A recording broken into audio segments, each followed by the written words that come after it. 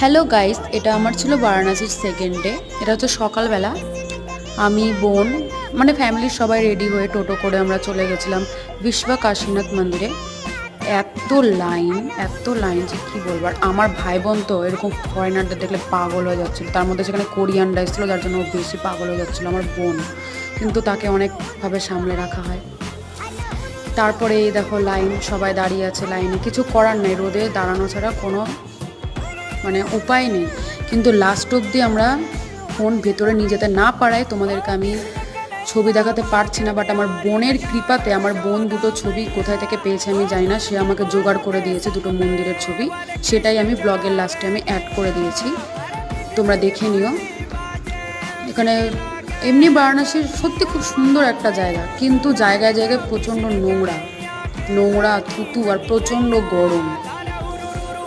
কিন্তু